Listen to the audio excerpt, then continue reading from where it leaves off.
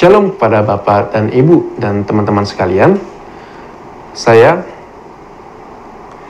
kembali lagi dalam program Mutiara Iman Kristen. Saya dipercayakan untuk membagikan kebenaran firman Tuhan. Saya harap kebenaran firman Tuhan ini dapat menjadi berkat bagi hidup Bapak dan Ibu teman-teman sekalian. Nah, perkenalkan, nama saya Yohanes Kevin dari Fakultas Teknik Prodi Teknik Sipil. Nah, sekarang kita akan langsung masuk. Saya mempunyai pertanyaan yang kita dapat renungkan. Apa yang Tuhan Yesus harapkan kepada kita? Apakah yang Tuhan sebagai Bapa kita harapkan kita sebagai anaknya? Nah, yang Tuhan harapkan kepada kita adalah ketika kita bertumbuh dalam pengenalan Tuhan yang benar. Jika kita ingin bertumbuh dalam Tuhan Yesus, kita harus memiliki kedewasaan rohani. Kedewasaan rohani ini tidak bergantung dalam berapa lamanya kita menjadi orang yang mempunyai iman Kristen. Nah, mari kita buka Alkitab dalam 1 Korintus 13 ayat 11.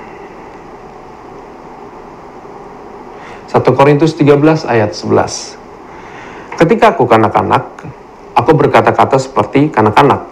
Aku merasa seperti kanak-kanak, aku berpikir seperti kanak-kanak. Sekarang sesudah aku menjadi dewasa, aku meninggalkan sifat kanak-kanak itu.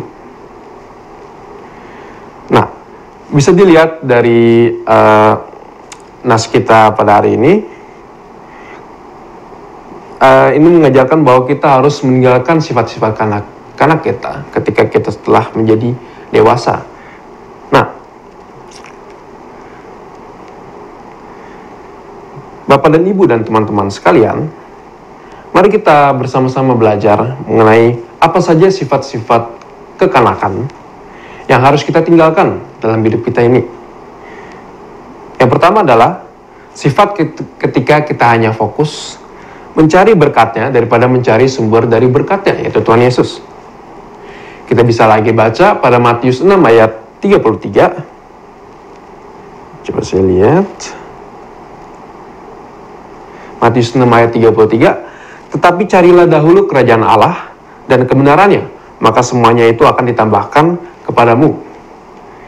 Dari ayat ini kita bisa lihat bahwa kita harus mencari dulu Tuhan Yesus, maka semuanya dari berkat-berkat tersebut itu akan ditambahkan secara otomatis, bisa dibilang.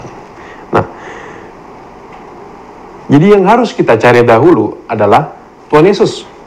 Kita harus lebih mengenal Dia, maka semua berkat dan mukjizatnya akan ditambahkan lagi, akan ditambahkan ketika setelah mengenal kepada Tuhan Yesus. Nah, dari hal yang kita harus fokus kepada Tuhan ya, dari apa hasilnya berkat dan mukjizat ya. Kita bisa lihat dari 2 Korintus 12 ayat 7 sampai 10 yang merupakan surat Paulus kepada jemaat Korintus. Kita lihat di 2 Korintus 7. 2 Korintus 12 ayat 7 sampai 10. Dan supaya aku jangan meninggikan diri karena pernyataan-pernyataan yang luar biasa itu, maka aku diberi suatu duri di dalam dagingku, yaitu seorang utusan iblis untuk mengecoh aku, supaya aku jangan meninggikan diri. Tentang hal itu aku sudah 3 kali berseru kepada Tuhan supaya utusan iblis itu mundur daripadaku. Tetapi jawab Tuhan kepadaku, cukuplah kasih karuniaku bagimu, sebab justru dalam kelemahanlah kuasaku menjadi sempurna. Sebab itu terlebih suka aku bermegah atas kelemahanku, supaya kuasa Kristus turun menaungi aku. Karena itu aku senang dan rela di dalam kelemahan, di dalam kesiksaan, di dalam kesukaran, di dalam penganiayaan, dan kesesakan oleh karena Kristus. Sebab jika aku lemah, maka aku kuat. Mari kita bedah lagi Alkitab ini, firman ini, bisa dilihat dari ayat yang ke-7, supaya aku jangan meninggikan diri dari pernyataan-pernyataan yang luar biasa itu, maka aku diberi suatu duri di dalam dagingku. Nah, sebagai referensi, sebuah duri dalam daging itu berarti Paulus itu dulu seperti diberi penyakit.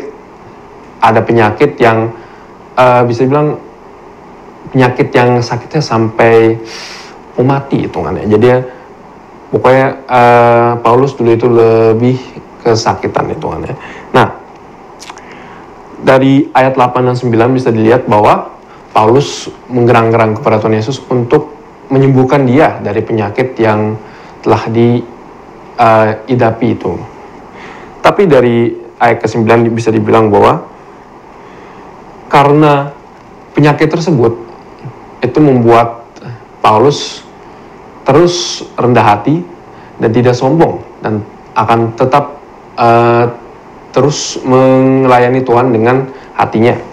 Nah, pada ayat ke-10 bisa dibilang bahwa Paulus itu telah menerima hal itu, dan dia lebih memilih untuk mengikuti dia daripada mendapatkan sebuah mukjizat dari dia hitungannya. Jadi dia lebih fokus mengikuti Tuhan Yesus, lebih fokus untuk melayani Tuhan Yesus dengan segala kesakitannya daripada dia mendapatkan mukjizat untuk menyembuhkan penyakitnya. Kurang lebih seperti itu untuk contoh dari kelemahan sih, lebih ke sifat-sifat kekanakan yang pertama. Nah, itu yang pertama. Dan yang kedua adalah sifat yang kedua, itu adalah sifat yang kita lebih memilih hal yang menyenangkan dibandingkan hal yang benar. Nah, terkadang-kadang kita sebagai umat Kristiani dengan kekanakan kita tidak suka, malah kadang-kadang membiarkan hal yang benar ditelantarkan daripada hal yang menyenangkan. Kadang-kadang kita lebih suka melakukan hal ini daripada melakukan hal yang seharusnya dilakukan. Nah, saya akan kasih contoh misalkan dari kisah Lot. Dilihat dari kisah Lot ketika gembala-gembala dari Lot dan gembala-gembala dari Abraham sedang bertengkar untuk mencari tanah untuk domba-domba mereka. Nah, karena hal ini Abraham berkata kepada Lot untuk pisah dari tanah mereka. Jadi Abraham menyuruh Lot untuk memilih tanah yang dia mau untuk ditempati. Nah, Lot berkata kalau dia memilih tanah di Sodom dan Gomora. Nah, karena tanah di Sodom dan Gomora ini tanah yang subur dan tanah yang sangat pas untuk peternakan untuk domba-domba mereka. Bisa dilihat dari ini, Lot melihat hal yang menyenangkan, yang menguntungkan hitungannya. Nah, tetapi karena Lot memilih untuk menempati Sodom dan Gomora, hal ini menyebabkan keluarga dari Lot itu terpecah belah. Bisa dilihat karena dulu itu Sodom dan Gomora itu merupakan tempat-tempat orang-orang pemburit, orang-orang yang bisa dibilang sangat kriminal tingkat tinggi lah, bisa dibilang itu. Setelah dipilih di situ, singkat cerita, Sodom Gomora mau dimusnahkan sama Tuhan. Itu Lot dan keluarganya itu sedang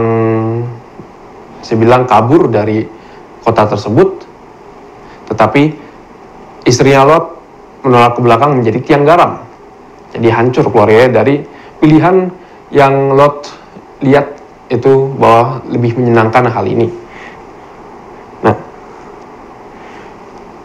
setelah itu juga ada kisah contoh berikutnya, itulah kisah dari hakim-hakim dari Simson. Bisa dilihat Simson ini merupakan hakim-hakim Tuhan, merupakan orang pilihan Tuhan ketika pada zamannya itu. Dan Simson ini mempunyai kelemahan hitungannya. Simson ini mempunyai kelemahan kepada wanita, yang bisa juga hanya melihat hitungannya punya kelemahan terhadap wanita. Nah, apa yang membuat Simson jatuh ini adalah wanita Filistin bernama Delila. Nah, Jadi Simpson hanya melihat hal yang menyenangkan saja, hal yang dari matanya Simpson itu hal yang memuaskan dia. Nah,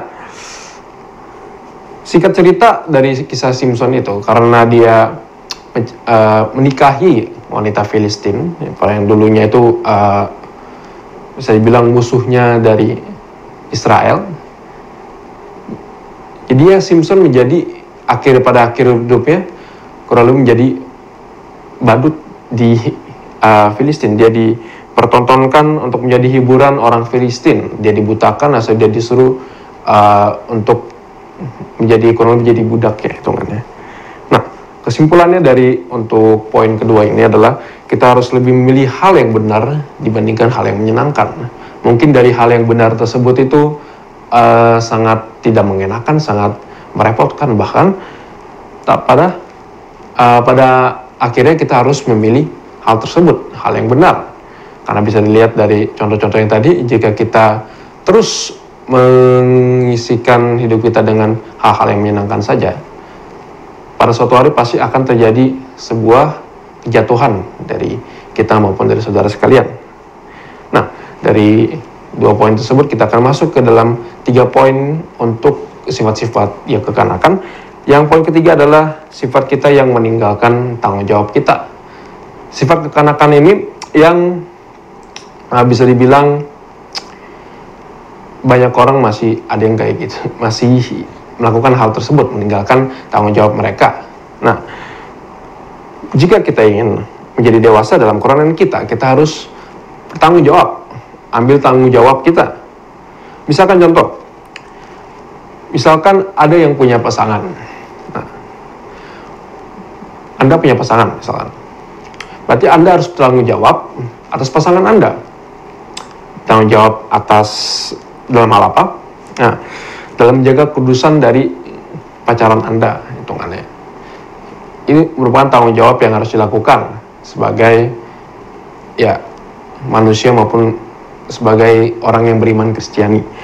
Nah, contoh lagi, kita sebagai mahasiswa UB yang jauh-jauh ke Malang untuk berkuliah sesuai dengan mata kuliah yang diinginkan, kita harus bertanggung jawab untuk menyelesaikan mata kuliah tersebut. Kita harus belajar dengan baik sehingga kita dapat apa yang harus kompetensi yang kita harus capai, dan pada akhirnya kita harus lulus dengan tepat waktu. Itu namanya tanggung jawab. Kita harus mengambil apa yang kita pilih dan kita harus tanggung jawabkan itu. Kita harus selesaikan sampai akhir, kita harus selesaikan dengan benar dan baik, dengan sepenuh hati dan sepenuh jiwanya. Itu yang dimaksud dengan tanggung jawab. Nah, dari yang saya kasih tahu pada hari ini, kesimpulannya, jika kita ingin menjadi dewasa secara rohani, maka kita harus melepaskan sifat-sifat kekanakan yang mungkin saudara dan saya punya dalam hidup kita ini. Misalkan, jadinya sifat yang pertama itu adalah sifat yang hanya mau berkat Tuhan, tapi tidak mencari sumber dari berkat itu sendiri, itu Tuhan. Yang kedua itu adalah sifat yang ingin melakukan hal yang menyenangkan saja, tapi hal yang benar itu tidak dilakukan. Yang terakhir adalah sifat yang tidak bertanggung jawab. Seperti itu. Kurang lebih itu renungan yang saya bisa kasih untuk hari ini. Jika ada salah kata, mohon maaf. Sekian dari saya, terima kasih.